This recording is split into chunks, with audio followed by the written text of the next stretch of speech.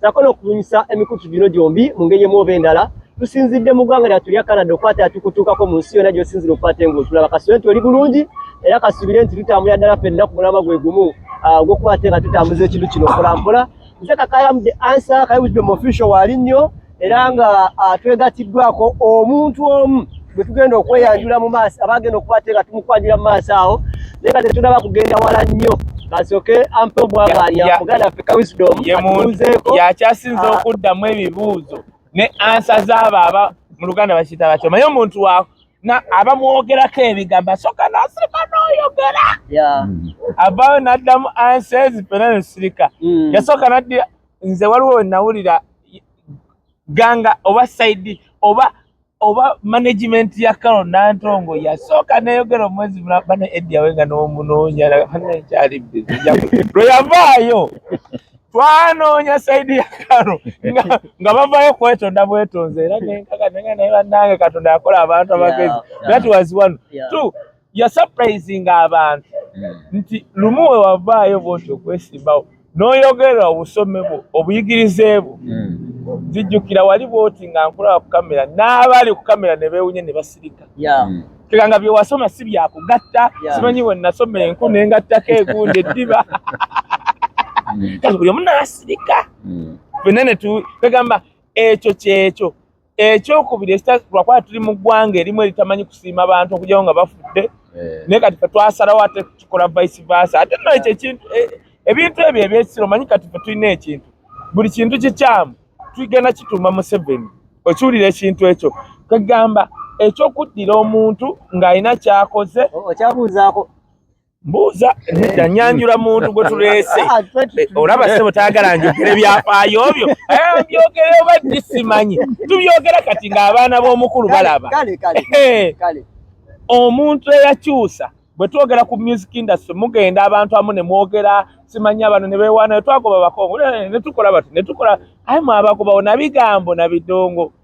omusajja ono nze gye mpita gye twandiise oba Hollywood ye Uganda oba Mountain Studio ezo muziraba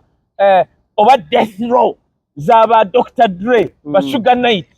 omusajja ono yagireeta Uganda okugamba mukamooja n'okyusa ekintu bw'oba olina omuyimbi ennago wali oyagadde kagamba actually gwe tulina kugamba kaneole kagambo nakalabye oba edisendi ng'agamba nti kati oba obuuza ku Eddie Awe ng'omugamba ku kya hit tolina mubuuza nti hit meka z'okoze omugamba hit meka z'otannakola kubanga tetusobola kubala hit z'akoze ne tuzimalayo tuli ba mukisa okuba okusharingako naawe wano ku Eddie Awe ffe abamu ffe twabatamiira nga famire yammwe mwena ddala ng'abantu tetubalabyeko nga tujja ku Dream Studio n'ekye mukoze Uganda ndaba njagalako lumu okulabako mu bukulembeze manyi kijja kutuukirira ewantu ewamu kubanga nze waliwo omuntu gwendaba neŋŋamba olaba Eddie Awe yakyusa kamooca gye twali tumanyimu ensenene ne bunnamungodi bibuli babuyita bata namungodi nefuka site nga buli muyimbi neyali yepanka ne tuvaawo kino kyokka kakalamu kyensembyayo nalabako omuntu ku mukulu ono era ng'omuntu omu avaawo yagamba nti bannange famire ya Sentamu batubbi kale laba ennyumba ya actually yali mugenzi Isima nemukubira essimu nemuga Isima badde nkusaba bw'oyogera nga ojja swala toddamu bamikwogera ku nnyumba Eddie Awe bwetyo yogera ku zaabala naye katuli ku Eddie Awe omusajja azimbye ennyumba eyo abamu abagirabyeko ndowooza ekitono nnyo mbala wa 12 wa 13 we nali mugamba nkwegayiridde genda ononyezeko mayisibe kyaga eira ennyumba eyo badde bwetyo nemugamba ennyumba eyo kwaba aje kuba bati mbukadde nemugamba omusajja ekizibu Eddie sebo obukizibu ono kyalina azimba bw'amenya waliwo enagenda nga ndaba ennyumba eringa State House ngenda okuddayo eringa nga White House ya America nkeganga ebintu ngenda okuddayo nga bataddeko oba ekisaawe waggulu kati kyova olaba eruddewo sebo tuli ba mukisa okukyaza sebo akazinda nkaziza gyo Okutandikira tetumanyi naye nga abawangalira wano tuli basanyufu nnyo okubeera nga abantu nga mmwe ensi beewa ekitiibwa, abantu nga mmwe ensi beerabirako, abantu nga mmwe aba-inspirings abantu okubeera nga bafuuka kye bali. Abantu abamu babuuza nti lwaki mu kaseera kano abavubuka bejjumbidde nnyo politics oba okwenyigira mu byobufuzi. Emyaka ndowooza ng'eno emabega oba 3 nali nkola interview emu mu ghetto e Kamwokya. Ne baŋŋamba nina chairman bamuyita Bagonza atambula ne Honorable Segirinya.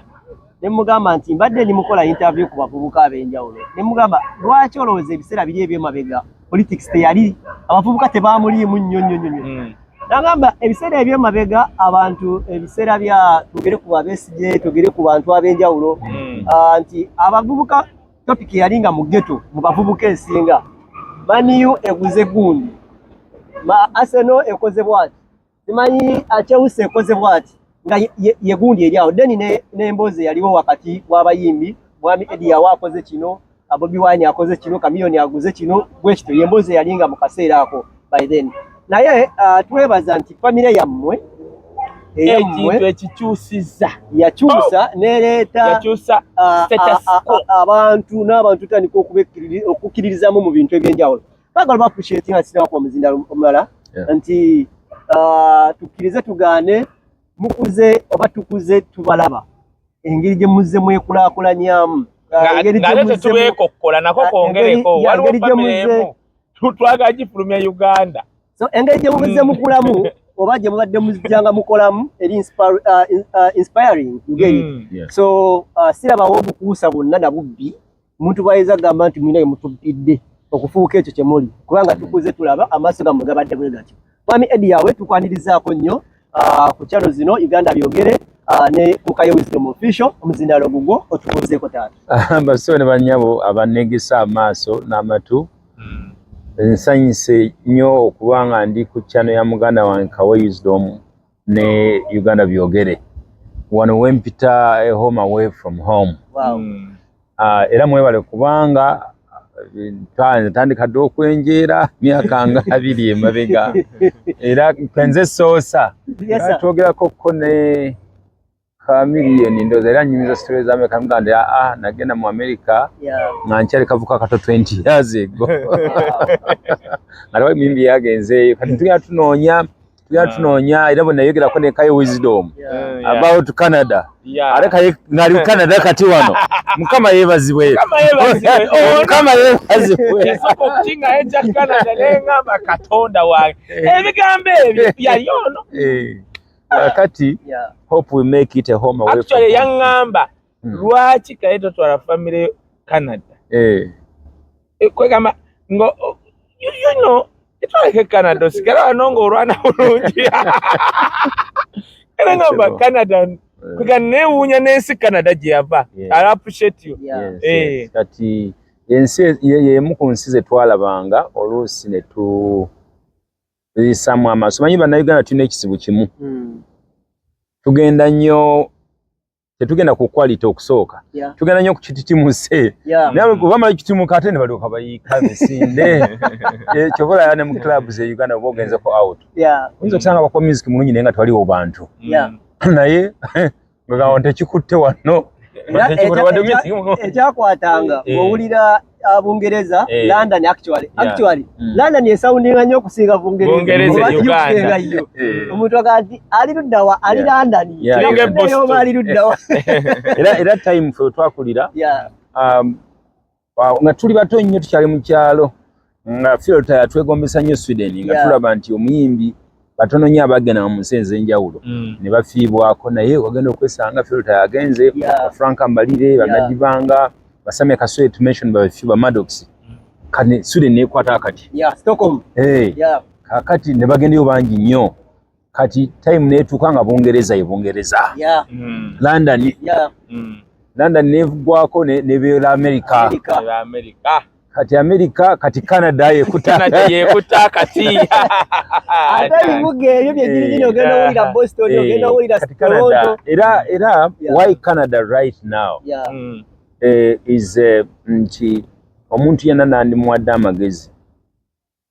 afune home away from home. Naye aleme kubulirayo ensi yonna ekutuuza n'otamanya ddi lw'oliddaka olifuna mpapula ensi sigirekomendinga. Osanga omukyala bamututte, osanga abaana bo bafumbirwa dda baava dda mu ssomero, osanga akabanja bakatutte. Naye wano bw'oteekamuko emyaka nga 3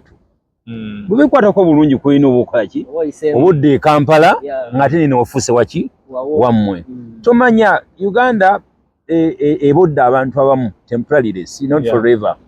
Nti bw'obanga olwana ng'olinamu akasente mu nsawo ate kisingako because bw'obanga olina omutima omugumu tojja kuba compromise. Bw'obanga Canada ebawadde omwaganya n'okola ng'osobola gwatabulanga ku mmotoka ng'osobola ogigula, bw'ayagala okusoma ng'okyasobola okweyongerayo n'okukola ebintu okuzimba akayumba bwe kati answata. Waliwo options nyingi ezibaawo wano ebintu ebiyinza okukumalamu omuntu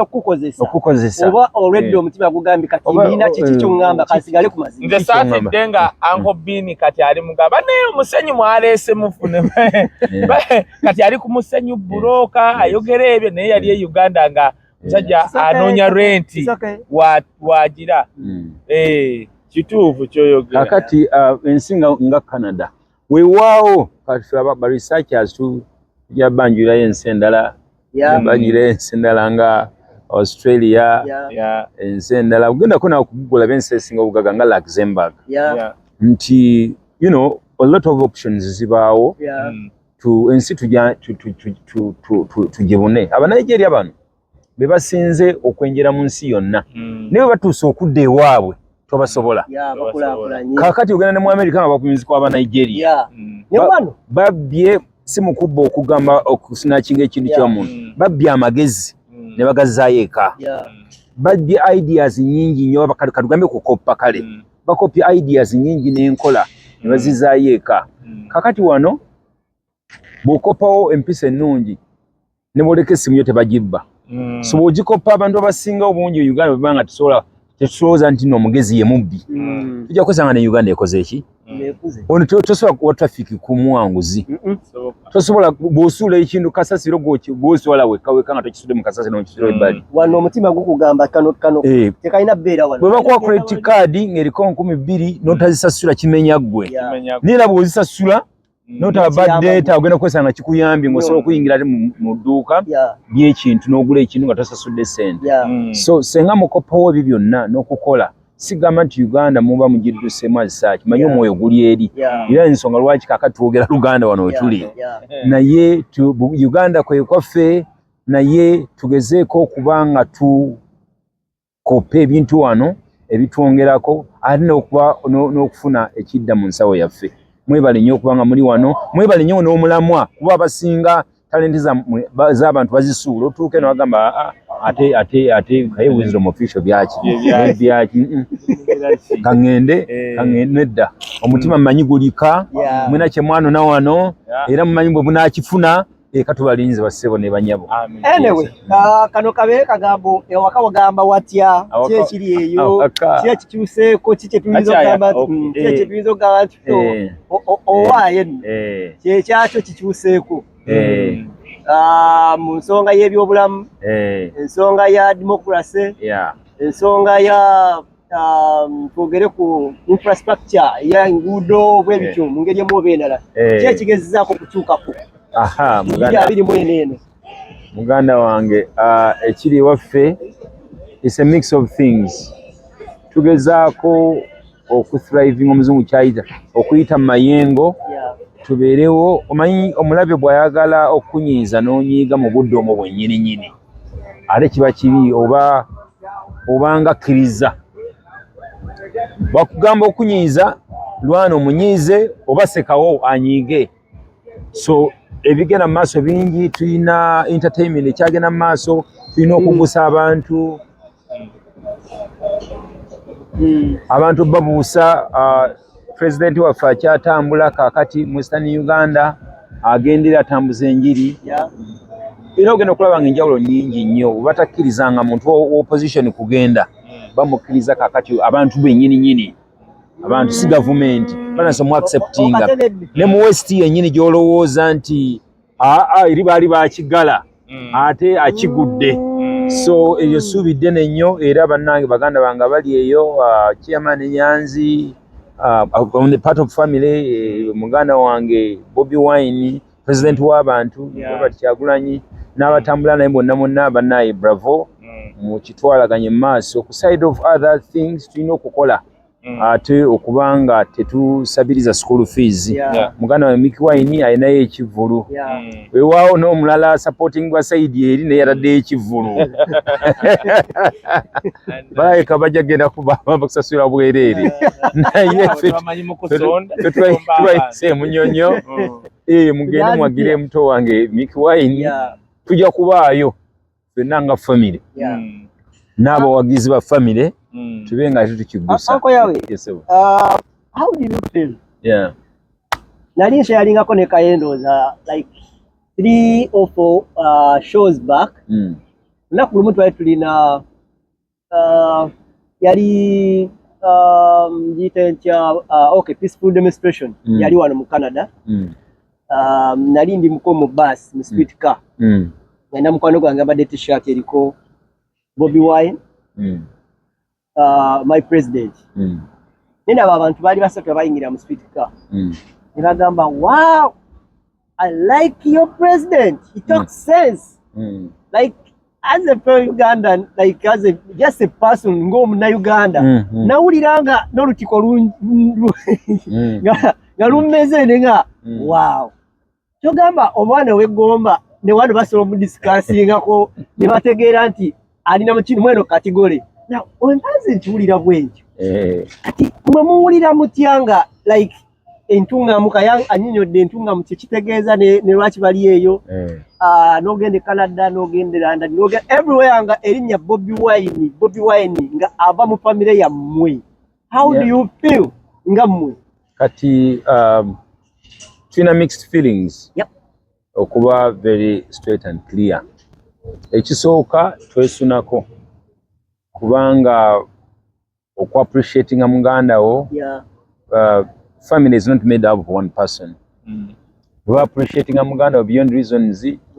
yakubula amazima nti president omuganda akyasoose okubuuka boda za Buganda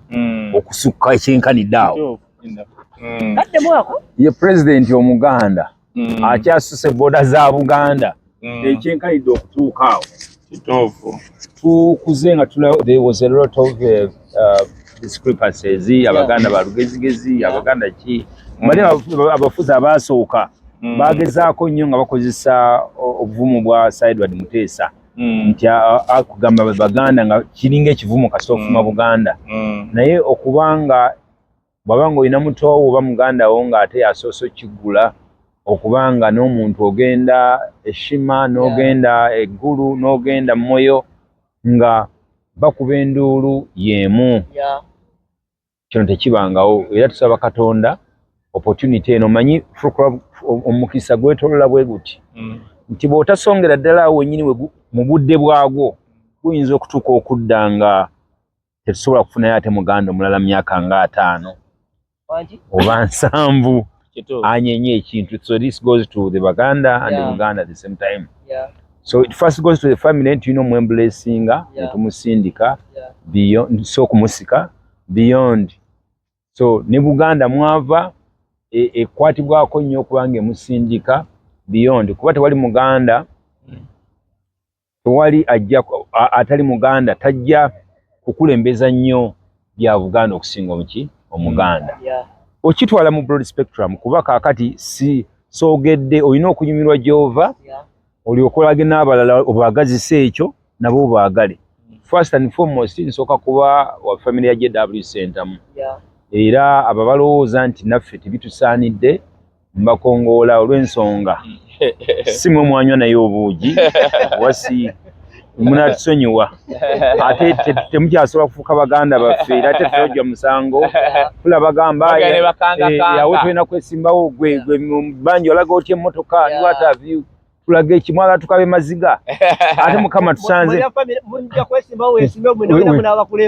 no okwesimbawo ojja newesimbawo ne bagamba nti kaye wisdom oli muganda wa Eddie Awenti ye ensonga zo bwe ziba ziyitawo nga ziyitawo olabayo owakabina akanene tafa miggo bw'obanga mu famire mulimu abagezi bangi oba mulimu abayimbi bangi oba mulimu abagaga bangi katusalewo omu ayavuwale yawe musiru bw'omutunuulira bw'omusanga yaba alyawo kabe nyanzi kabe mikwaini kabe buli omu ate kize Katonda atuyambye nnyo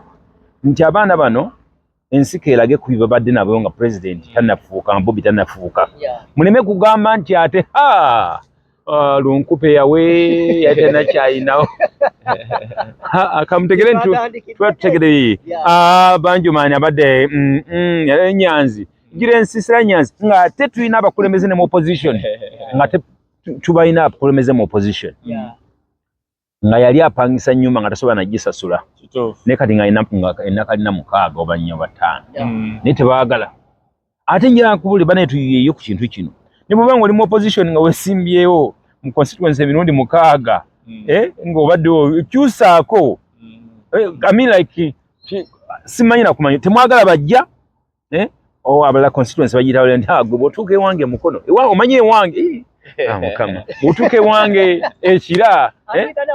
otuuka ewange ekiragana tikinga ebintu bulungi ne byonna byotikinga noga nti atugoba omusajja ono Museveni nti ye abadde ayitamu mu ngeri ekyakalwa akakwatamu yakategeka yafumba emmere n'agigaba n'afuna n'agigaba nti ye kakati gwe bubanga wasobola okuyitamu ngi ogwasooka n'ogwokubiri kitegeeza ofunye sente nnyingi nnyo n'okuba nga nawe opposition okola ki obba akalulu oba influencing abantu so ebintu ebimu kugambako nti engeri gyetwagala terms 2 nze kambeera example nga Winnie Kiza bwe yakola n'aga nti nkyawangulira ddala naye kampewo bagapu akankolewo kagapu akalala and she's very okay so ebintu byaffe Uganda bitambula bwityo naye nga agaffe ewaffe era ekyali bwetyo naye nga tukyalwana abaliyo ku ground nammwe mukola omulimu munene nnyo kubanga wowe ensonga ate zemusobola okuggusa nga ate ali ku ground takola ki tasobola ziggusa olw'ensonga eno oba eri nze no njagala kubuuzaako nonno kamera yange saayitaga them flight mode disable era olina otunulaawo tonga nti no tuvuddeko nze mukulu edyawe mbadde discussinga ne mukulu Kakalaamu oyo nga twogera ku kintu kya Western Uganda gye mmanyidde obulungi nti bukya His Excellency Bobi Wine agenda mu Western part mbadde nninda kitundu kya Ntungamo kuba baakitugamba ekyo baakituma na maama Janet simanya bitya naye maze ebbanga nga ngamba nga mbeera ku vidiyo nono Kakalaamu ananjuli angamba abantu nti Western Uganda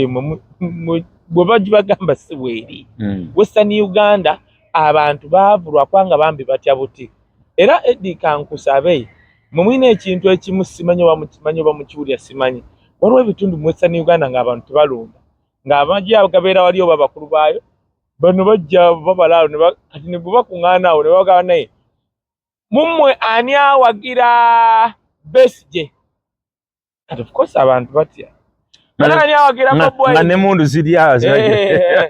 kakati tebataana babuuza ani awagira Museveni akakati mukole bwe muti mugende muleme kufiirwa amagana gammwe mugende mulunde katubayambeko ne babatiikingira abantu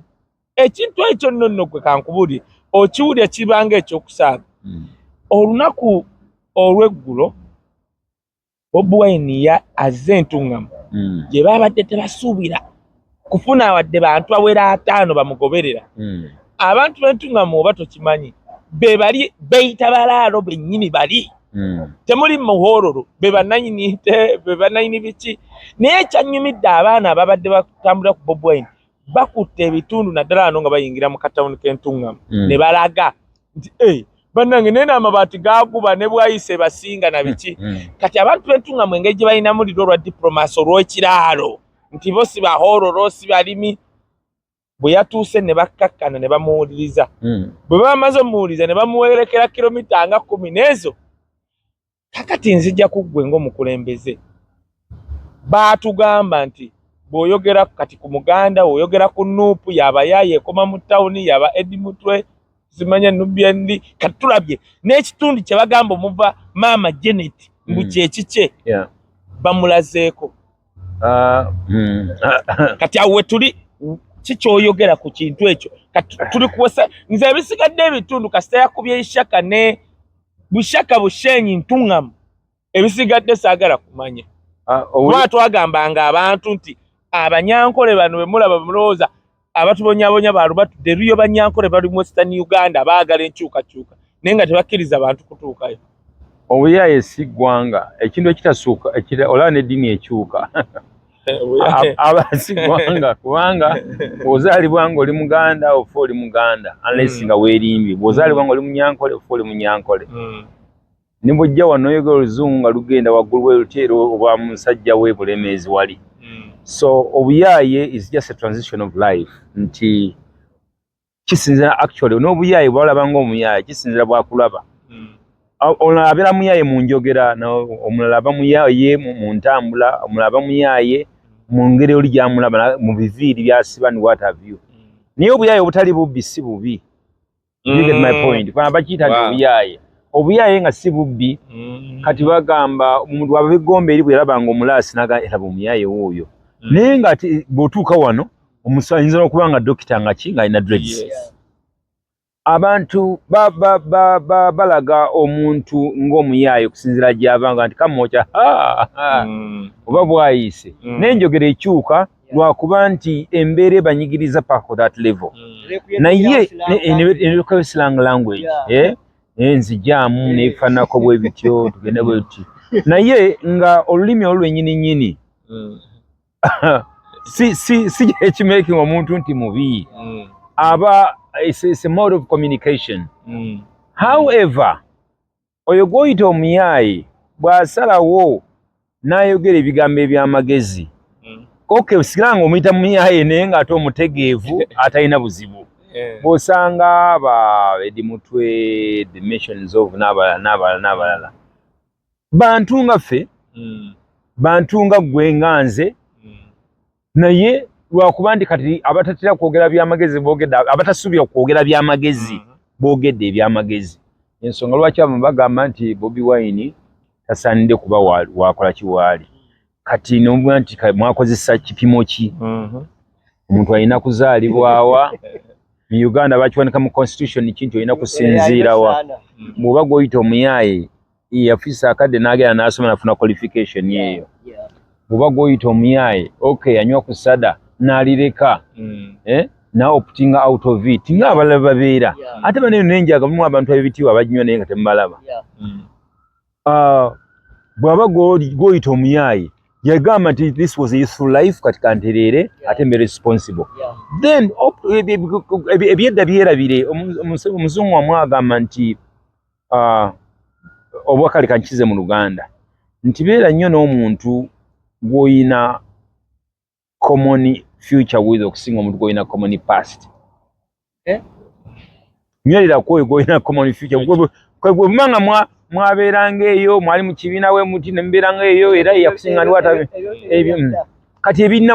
musisinkanye mwina goolo emu goolo eryeki okukyusa nsi yaffe bannaaye mukwatagane era kwatadde omuntu oyo okusinga oli omuntu gwe mbadde mukwatagana ku bintu ebyedda ebyayita like yesterday has gone and never for to come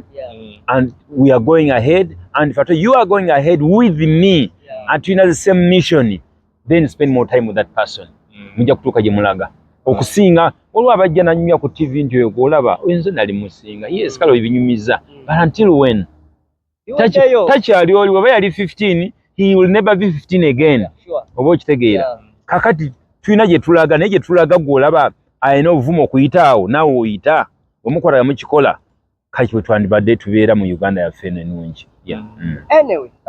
tutunuulira embeera ey'okwerumaŋŋana gye bayita enteega eri mu kibiina tutunuulira sikande eyakavaawo juzi oba evudde oba nakati ekyaliwo but tutuule ne tutunula tugamba what's going on naddala eyali njamuyita former leader of opposition mukulu amanyiddwa nga Mathias Mpuuga otunuulira embeera eno nga bweri Bobi Wine nga omukulembeze nga mmwe nammwe abali wakati mu kibiina nga bwe mulaba n'engeri bwekwatiddwamu nga mmwe mulaba nga buli kimu ekigeza kukwata kitambula. Do you think it's the real situation yandibadde ba the real thing engeri gyekwatiddwamu era erina kyeruuzi ekibiina kina we kiruuzingidde oba kiraze obwerufu n'okubeera nga kisigala kigenda mu maaso n'abo abakikiririzaamu n'ennono yakyo kugamba oli alinga agamba nti naye mmwe temulina nsonyi nti kale oli ne waba mubbi nga wa kitiibwa yanamukwatanga omubbi wezidde omu kwega toteekako kintu kye bayita kitiibwa ku bubbi bwe kwegamba tokimanyi nti nno ekitiibwa kigenda ne ku bubbi ng'olina okiweeweeta obubbi bwe olina obuweeweeta naye kati ensonga eyo ekisooka amazima gale mukwano amazima ga Katonda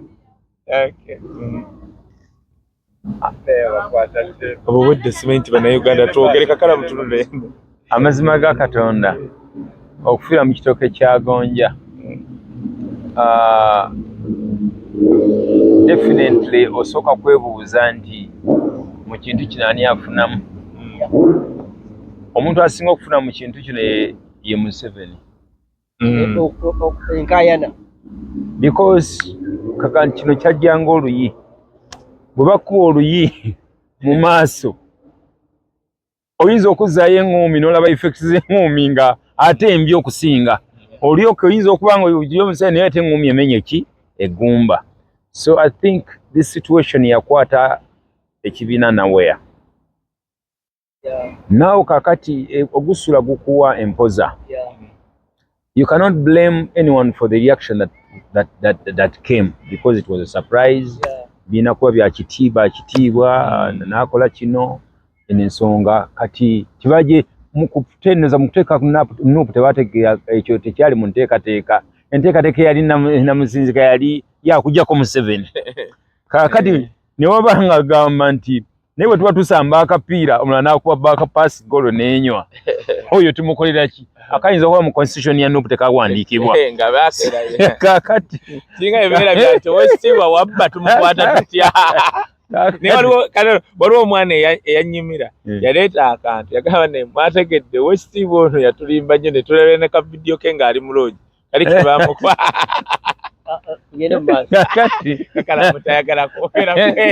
kakati situations ezo zakwata ekibiina nowhere. And there was, I think, omukka gwayitirira ensonga omukka gwasukka ensonga simanyi oba ontegeera kibanga spice nezisukka ekyokulya kyosiika kyofuuma noga nti ate obutungulu busuze ennyama tebyali birungi era ndowooza kati ekibiina amayengo mwe kiyita kidevisinga ways kubanga number one togamba oyinza okugamba kino kiyinza okuba nga si kyo ekisembayo wayinza okubawo n'abakikola nga tebabalabanga nkiddamu ku kamera wayinza okuba nga wowe ensonga ezo bwe zifaanako ezibadde zappeninga mu kibiina nga wo abaazikola naye nga bafuna omukisa ne batakola ki ne batabalaba. Kakati kyetaaga nnyo okubaawo ko ne section endala ehandling ensonga eyo buli woolabisa weerabisa sometimes buli woolabisa sometimes weerabisa nga taata wabbye enva owulirekayo wisdom nze mpuliriza bibyo era ndi wano ng'ate ye taata oba basanze kitaawo n'omukozi omwana ogamba nkuba enduulu naye ate kino ate kugamba no getting confused and so on and so forth. So bwe babaawo enkolagana yonna ebeerawo before preventing ekyo kitaata taagendenga mu kisenge ky'abawala bakozi si kirungi taata kusigala nga oba bakozi kusula mu nnyumba oba omwana wa waka omulenzi n'asula n'abakozi and so on kyandibadde nga kikola nnyo omulamwa nti Museveni abadde kaweweevu mu season eyo yonna. Ngira ndoza ne muhozo okugulwawanika. Era ndowooza nga anoonya wayongera omuliro gweyongere wayite kitwale n'omwaka bano nga kwekuba naye senga address eyo eba once nekiba nti ako address nze kino oba gwe tokigambye akizeemu bubi oba akirabye bubi, we don't have more time for that kubanga talina mupiira gwayina. You get my point? Wali obaddeko ne muzanyi munno n'oyawula n'akuvuma paka ku goolo wali mugambe kankube ebbali. Noga kayiwuzi nomulaba no ozanyi byambwa naawe ozanyi bya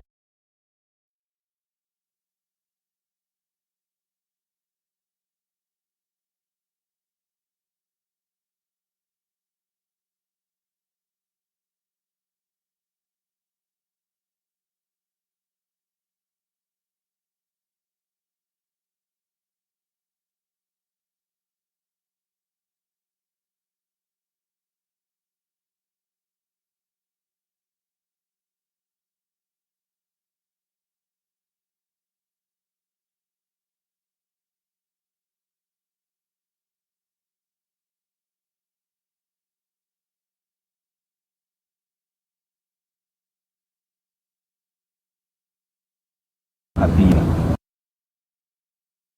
aina atadde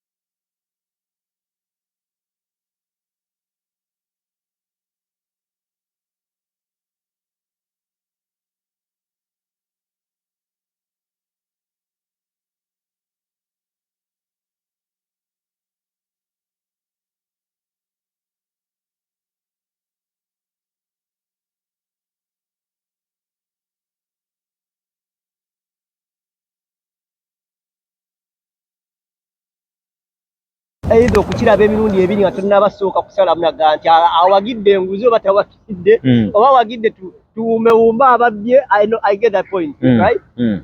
Yeetaagisa osooka ogiwa obudde n'ogitegeera nga tunaba commentinga kintu kyonna. Yewaba Eddie Ayogwe tuli naye olunaku olwaleero atwegasseeko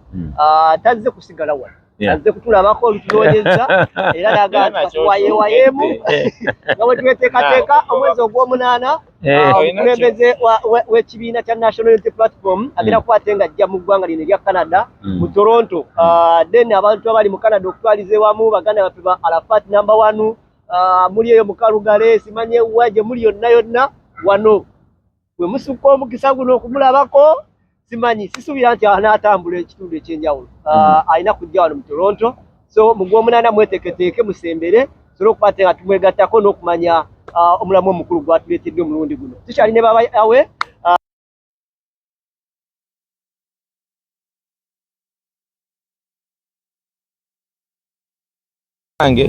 ne buntima ye naye tewali tabbuka tugendereoko bwe tuti mukulu Eddie Awe tuli ku byabufuzi nze byentegeera obulungi ebirala nsobola obutabitegeera. Waliwo ekintu ekyabaddewo e Kenya wangisebwe aye wali muyimbi nali muyimbi naye manyi Museveni agenda abetumalamu n'amaanyi g'ekisajja agatumalamu wayimbanga ate gwayimbanga naye ali wano ne lwako mwayawo nayimba naye era omuleesi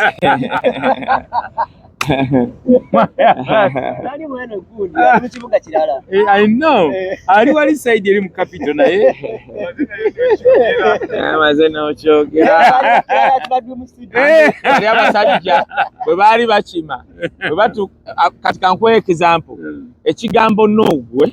tebakibuuzanga Baganda oba Basogo kigambo ki n'ogwe bw'ojja okusaba omulimu ng'oli Munyankole n'osanga Omunyankole n'akikugamba abagamba gwe Munyankole wennyonnyoleko oli mwana waani tebamalaga wabuli Munyankole kati kyakyora kigamba gwe Ssentamu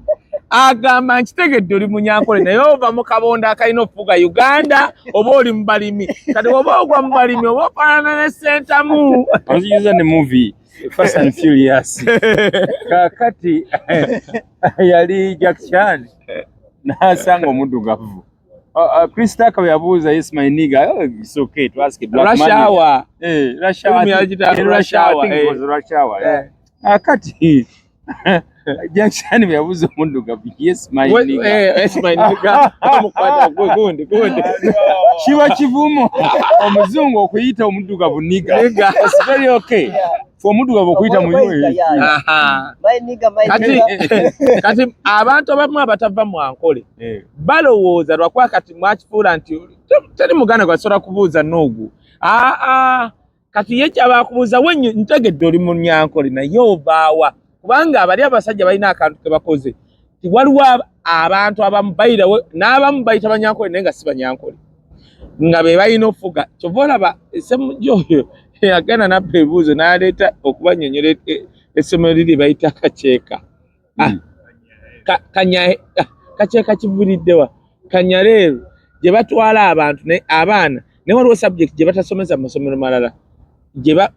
omanyi indoctrinating a person nti bw'ova mu ssomero lino olina fuga bali nga serious biba bagamba era kyova olaba osanga abantu abo mu ofiisi ng'akuyisanga kisiimuula okiwa kye nkugamba ati now here we are mbadde nsaba mukulu Eddie yawe tulina problem tulina abantu abamu abava mu Western Uganda abo abeetaaga wanu bambi mobba empoweringa kyobola kino Bobo nkyakoze nga kyakabi twali twogera ne Kakalaamu naye nga kiriziganya nange nti abawala abava mu Western region kati bayiwe Dubai baba somba paka Dubai kubanga abo bakyali babisi kati obwavu baluma nnyo mu ngeri eyo muli mu byafuzi tulina ekizibwe mu Western region omwana we yeekalakaasa n'ateekawo embeera wallahi DPC amukima ne bamusibira ne mukomera nga ne Kampala abantu tebategedde kyova olaba bambi bo temuli balaba nnyo nga osagala kujjakawo embalala naye njakuuza ekibuuzo nze omuto gy'amanyi enkuba gyetanya mpita ku kisaawe kyaffe ekyo Entebbe agana ekikemulaba nze ndaba bubi bambuza n'okumubuuza mu lulimi I mean, I'm not trying to be a tribalistic. I'm looking at the balance. Twagala kibalance nga tukyogere. Nze nkiryalinga nnyo ebintu mu Revenue Authority. Mukama. Kati be baba Kanyaleero. Notuka ku airport. Nye. Oli na takubuuza nti tasobola yatandika butandisi. Bamusomesa mu ssomero ly'e Kanyaleero. Ne bamuga era n'ogenda kuba DPC. Ebintu byonna. Kati kankubule nnyina mukwano gwange DPC. Twali twogera we sinakira wawa twali twogera. Ne muga kati olaba gwe. Nigwe abantu balina nsi. Wulira kana namuga naye gwe DPC olaba nti oli DPC wano. Kati goli kifaananyi okimanyi nti waliwo WhatsApp y'aba DPC eya wano kati e Kampala nga gwe tolimu ne wambeerawo n'eya Uganda naye nga basalawo nga nawe oli DPC nangamba eriwa nemuga kati tofaayo njagala ojje ku lunaku bwe luti gutwaleko oba omuntu omu gwe mmanyi ne mutwala wa DPC munne nga WhatsApp tagirimu naye ng'ono DPC kati osobola okuba nga olaba OCCID e Kawempe nga Muganda naye nga waliwo OC station nga alina amaanyi okusinga oli mukama we abo olaba ku kisaawe ekyo ekisaawe katikati this is an open secret ekyo kisaawe nanyini kukikulembera bamuyita Sam Kuteesa kampuni evunaanyizibwa ku misolo awo nga URA etena kujja jogere bulungi nga batole bagita Enhance yegabirako URA ebina ebintu tubyogere kyobola Sam Kuteesa yakoma okwata sente za Uganda simanyi mwaka abeera na za $1 ye mu nsawo na kaadi ze za visa card kati Kuteesa yaleetawo bonna beolaba waleetawo abava Congo tutayagala kumanya kyobola kati right now tulina ekintu akwa Uganda teyakipiikinze US Department yafulumiza nti M23 abo bebayita abanyarwanda abalwanira Kongo nti bakongo Rwanda ne Uganda bafundinga naye coordinator wabo ye Andrew Mwenda it's on a document kankule ekigambo kyate kyenzudde ndi Muganda and I'm proud naye njagala abantu bonna kuyinza okusa mukwano gwange asina best friend nga Munyankole girlfriend nga so okufuna ali mukiga nifanako bwe bityo nti waliwo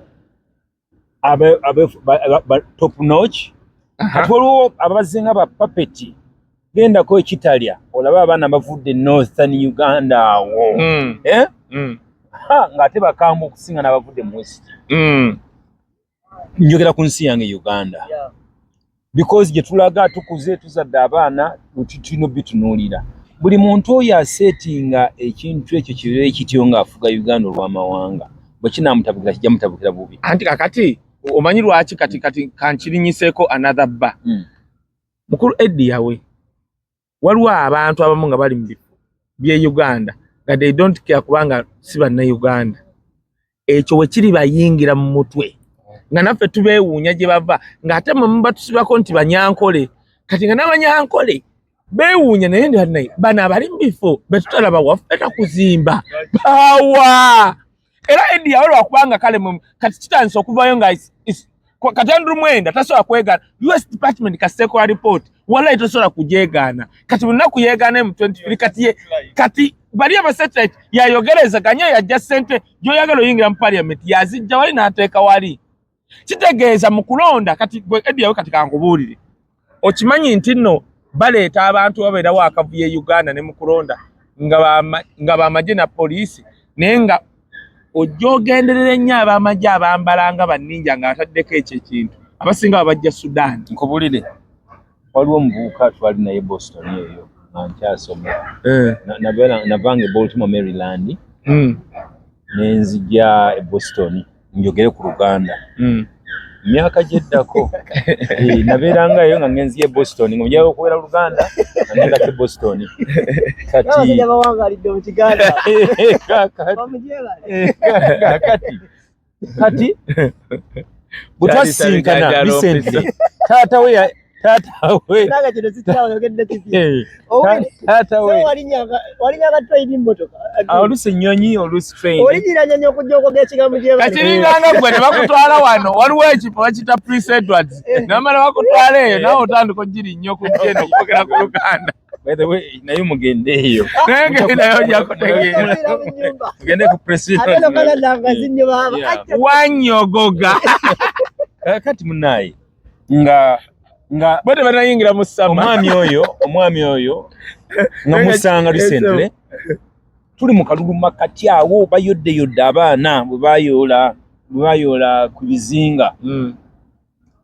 ngamba nti oli luddawa bambi taata wa NRM nnyo naye ng'ate ye ensi agyagala naye ati agebe bulala kuba tuludde twala ne mu America alaba ba senior citizen bwe bayisa abatuuze n'olaba naffe nga naye agamba nti naffe tulinako ewaffe tukuzimba n'agamba nti nampalisiti mu bantu baffe abaali beesimbyewo mu opposition n'agamba ono no president yayisiza nti bo bagenda kulayira nga tebannabalana bwabaki naye nga ba opposition naye kaakati mpulizaako bulungi mwemulaba bino sima miliyoni bimeka biki ebintu kyavadda naye kaakati boogera ludikya naye nga tebalina mu opposition right now up to now yagamba nga akalulu kaakaggwaawo bayodde buli kiramu bakitutte ekitalya n'akugamba ono omuntu wammwe ono wammwe no bo bagenda balangirirawo nga tebannaba president adon bo balina balangirirawo nga mu Uganda bebasooka okulangirirwa nga opposition era nentunula era balangirirwa nengo nabyogera otya era balangirirwa ne tudde kati boogera ludikya naye nga bali mu opposition. So the problem is tusinka naawo nti simanyi na kumanya enkola gye tugenda otandika okukola Museveni oba tuteekamu abantu naffe tumuteekemu abantu Kacho kati you are talking. You get my point? Yeah. Bwaba atekamu abantu. Yeah. Naye atandika okweraliikira ku bantu be. Ayale ekibaddewo entungamu eyo. Yes. Okitegeera ekibaddewo entungamu. Kyemmanyi kati simanyi Museveni naye kyagenda kukola. Kubanga bali abadde abamanyi bantu be tebakisoboka. Naffe tumuteekemu abantu. Tunaateekamu baani. Mubo. Totwala abaffe. Abaliyo. Katwandyogedde ne research kuba eryo. Ate abo bali eno neeno. Nze munenze wa politician abagufula omulimu. Azifu golio nagende makeresa kosi yabwamu MP. Ne olinabira MP nagamba okusooka njino abaita constituency ewange. Abate sibe planingirako. You don't convert the converted. Waliwo abali wano. Waberewo tufuneyo omuvubuka ali mu opposition. Yenganga muwala wa Sam Kuteso ya mwogereza. Lumberi tokonvatinga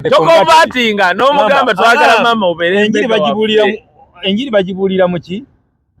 omwononyi gwebabulira enjiri anti kyenkugamba muwala wa Sam Kuteso oyo engeri namulaba alina bidi ate ojja kusindikayo abaffe ab'amaalo baveeyo baleme kudda oba kye bayita okuba emwalumonde ojja kukwatwa waffe baba jikuwa lumonde ngedduka amayi kankwe mkasinali bana temunyingira bana Uganda bwetujja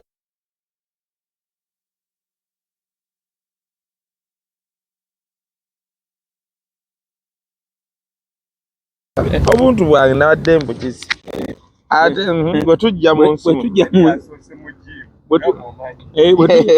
mu nsi muno amukwatire wano okumpe tusigaze gye tuva negomba nnyo abayindi n'abachina basigaza culture yaabwe, they don't pretend. Bw'osanganga Uganda Munnayuganda nga buli kimu agamba ine bagamba isn't it naye nga ine kwegamba akopi Luzungu. Ngabo omusanga wano buli kaseera mugamba amugona wano omugamba nti is trying to make up life. Bobo Luzungu oluyiga bwoto luyize yogera nga mu Nigeria in your accent oyogerera naye kugamba wefulanga ng'oli muzungu Oluzungu lwemanya olw'e Uganda Kenya ndowooza twalujja Bungereza I'm going there but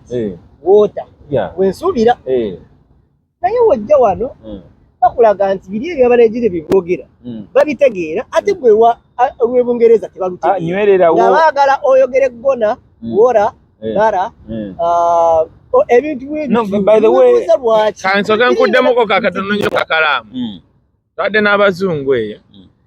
ng'Omunigeria ayogera era nga bali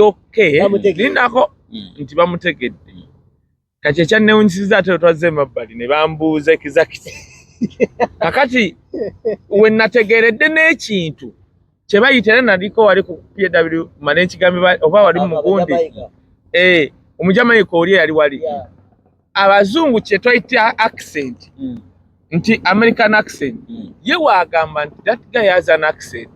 kyabategeeza ebintu ebyoyogera tabitegeera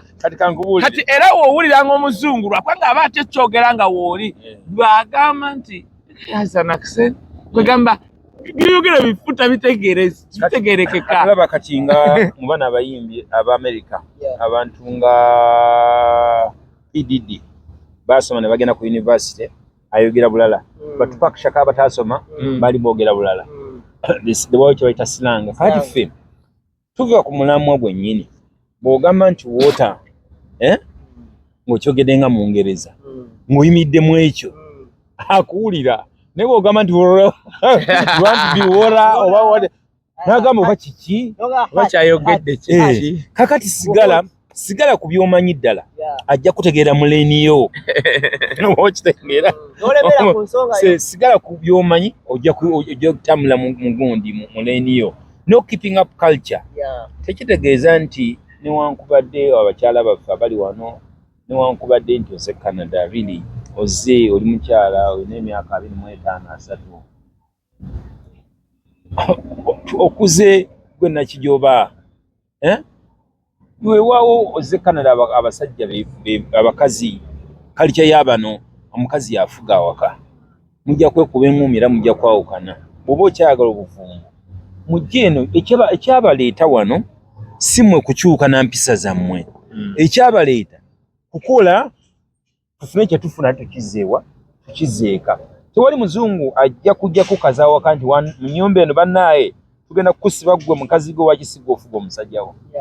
naye nga mwetika ku nnyonyi kaye Wisdom ne mukyala we tugende mukyalo owulira nti ye mwami wange nkuwulira tugende twongere ku bulamu Uganda byonoonese nti ye mutuuse wano mukaye tasobola kubuuza mukyalo oluddewa kaye osobola okufuula wano Uganda n'obanga eggo mukyala omwami n'okola emirimu ebiri omukyala n'akola gumu n'afumba kisoboka bulungi nnyo nimubeera wano omusajja n'asigala nga ye musajja breadwinner omusajja bw'obanga nga gyabatega gwokola ogumu omukazi akola ebiri there's a problem omusajja akola emirimu gyebiri omukazi abeerewo ng'alabirira abaana empisa embi nnyingi eziri wano nti abaana basooka bayigiriza mpisa mbi ku ssomero naddala baafe abaddugavu ng'abazungu bo bali bulungi kaakati bwemba temufuna budde bwabwe gwe maama n'ogaa nti okola emirimu ebiri sente teziggwayo kola omulimu gumu olabirira abaana ne bbaawo mube nga mukuziza temukuziza nga jaba oba okitegeera so musobola okukeeping up culture nga muli wano ne mweyagala nze naliko mu America edda nali California eyo nasooka kubeera Northridge then nembeera North Hollywood nakolako ne mu studio ya Mark Jackson era yenga ninga intani era banjagala lwa accent kuba nze nasalawo okwogera oluzungu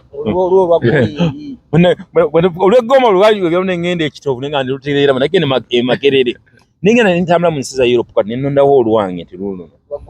era era banjagala nga nyengeri gy'omproducing amaga no I like the way this guy speaks kakati netubeera eyo naye nga waliwo munnayuganda e California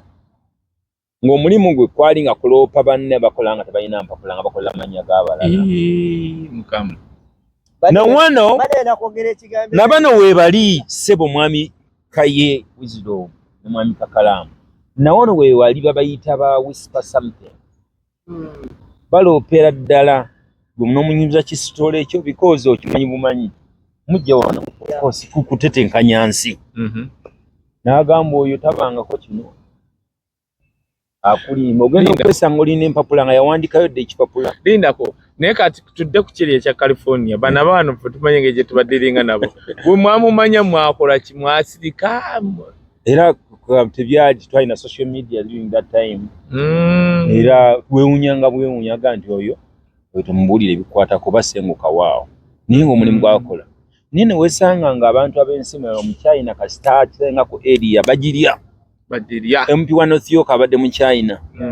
n'Abasomali oba okitegeera n'Abasomali actually bawambidde ddala wano n'Abajamaika bakola era ojja kwesanga wano nga prime minister wa wano Omusomali afuzeewo ayinza okufugawo ko wano kiwalo kubanga either kati waliwo omuyindi ajjirira naye akwata kyakusatu naye abayindi bagenzi bababuuka engeri gye bafugako ebungereza ne bakyekola ate nga notwala eri abungereza abayindi abasomali we bali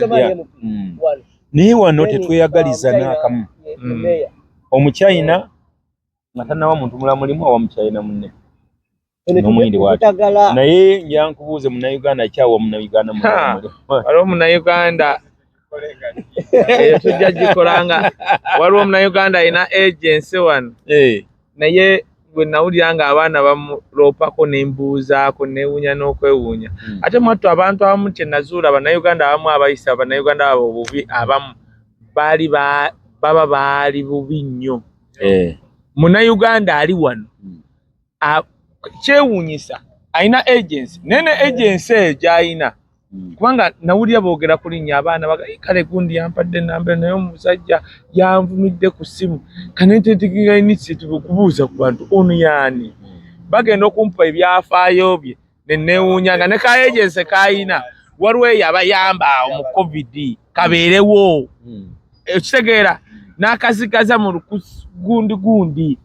naye kwegamba bannayuganda boolaba njagala okugamba abantu munnayuganda buli w'omulaba ng'ayisa munnayuganda munne bubi be bannayuganda ate abaali obubi ennyo nawano mwaki mwandibadde oli entertainment waki kwa twabeerawo ko wano waki wandibadde wano shows 3 omulundi gumu bayirawe population etono gye tulina wabula takkiriza bantu balala kubaako kye bakola ndi watabi waki temukkiriziganya ekyo ekintu kinneewuunyisa abategesi batono naye waliwo gwe baŋŋamba buli walaba nti Eddiyawo ategese ye artist alina abayimbi be yafunira dda visa ng'amugamba sooka ojje wano ng'ategekawo era waliwo mutabani w'omuyimbi omu ali wano naye abantu bagenze bamwekokkola mu community gwe bakozesa yafuuse muzibu nnyo teogera tetumwogedde linnya kakalaamu mutabani w'omuyimbi omu nga mukulu nze tansobola kundiisa naye just tussa ekitiibwa mu kitaawe naye community egenda kubanga nabadde ku St Andrews ng'era bamwogerako tagejjangayo nga naye bamwogerako bannayuganda bagundivu naga ne bannange Wisdom era oli abaŋŋambye bagundivu bano Wisdom gwali mu bidongo naye tugambire ku mwana oyo amukozesa kijja kukola bubi kubanga kitaawe tumwagala naye nga waliwo amukozesa leeta ono kati bagenze okuleeta ano Kimenke teri video gyafulumizza kubanga nekyo ezimu basazizzaamu aye bagenze ne bakola ekibi bakutte video ya Canadian Afrogundi Afro Festival mwana Uganda kati badidde video ya Afro Festival ne bagimikisinga ne balaga nti Kimenke yaba TikTok ne bavayo Dubai ne bamugambye Aliani bambi toswaza kintu kino kubanga kijja ate okibambye Biniganta ayimbye wali naye yetannaba kuteekayo video omukulu yakutte video n'agimikisinga alaga nti yayimbira naye nga show wano yazisazaamu kubanga gye yasookera gye yali amanyi nti waliwo abeenaalemu mu kyo ndowooza ng'ogasse n'abategesi n'abaamuleeta mwalimu 13 Lydia Jasmine n'agamba munsonyiwe ye naaweta n'abaako we yagenda kati community yaffe nga wookyogedde bayire tukimale community yaffe entono naye tusaba promota ba wano kyandibadde kiorganized bulungi tibannange mu mwezi bwe guti guno sepas that but osanga era musobola n'okwekwanya nga naliko Ebungereza banga kigenda kiterera Richmond bw'ateeka biba bigundi ayina Africa bayira Richmond Africa Band kakati entalo nyingi kuba nobabuuza because now abasajja bategekedde emyaka Ebungereza nti bannaye Bungereza yasooka okukostinga bannayuganda mwende musobola kwekuŋŋaanya ne mufunayo hole yammwe Amini yaliwo mu studio akola Uganda House mwe musobola kakati musomye nako musobola n'okwewola mortgage you can mortgage a house you can mortgage a hole and what have you temusobola kwekuŋŋaanya bannayuganda 10 ne mukola hole yammwe namwe mulekawo legase ekyo nakyo ne kibeera awo Captain Lane ya olaba opposite wa Pascal we yali waliwo ebbaala bagiyita simanyi Weatherspoon opportunity basooka giwa Ugandan community okugula eyo ebbaala erinaanye gundi yammwe gye mwalina waliwo awo gundi Sengo gundi taata okoze eki muganda wange tetulina alage ate ne luma gundi Kabaka gundi yagala tumyuke kati ebbaala e Weatherspoon bagiwadde Ugandan community bannayuganda baalema okwekuŋŋaanya baba bali awo muzeeyi tusaasire baba bali awo omuyindi nga musiraamu omuyigula ebbaala kati bagenda zimba muzikiti kyokka ebbaala eyo nga ebadde ekuŋŋaanya eri opposite awo ne ba Richmond era nze sijja kwogera birooto byange bya wano because ogenda obimodifyinga weetuli nze before nga sinnagula nnyumba wano yakusulamu ey'otulo aguze ennyumba ya business ate oba osinga kakati ideas nyingi nnyo ezibaddewo tuzikola ne bannaffe ekyaffe tukira home away from home omuntu avudde Uganda abadde musambi wa mupiira ate okusinga okumalira obudde mu Uber timu zinyingi nnyo omuntu avudde Uganda abadde musawo wano obusawo bwetaagibwa nnyo. Omuntu avudde Uganda abadde musomesa ate beetaaga abasomesa n'okusinga abasawo wano ate nga basomesa na luzungu ba English teachers wano. Square root ye Uganda ye ya wano 2+2 ekikyuka nko nekikala 4 era omusomesa asobola okugenda. Not everyone is supposed to go mu areas abalaze bagenze sijja ku mentioninga. Musobola okweyawula mu bulungi nnyo areas zemutya zonna n'omuzungu yatondebwa butondebwa ate opportunities wezi. Ako baba yawe ngatumaliriza ekibuuzo kiri kimu. Ekiri Kenya generations iki ekiremesezza Uganda ku mwana waffe gwe tulina naffe nga we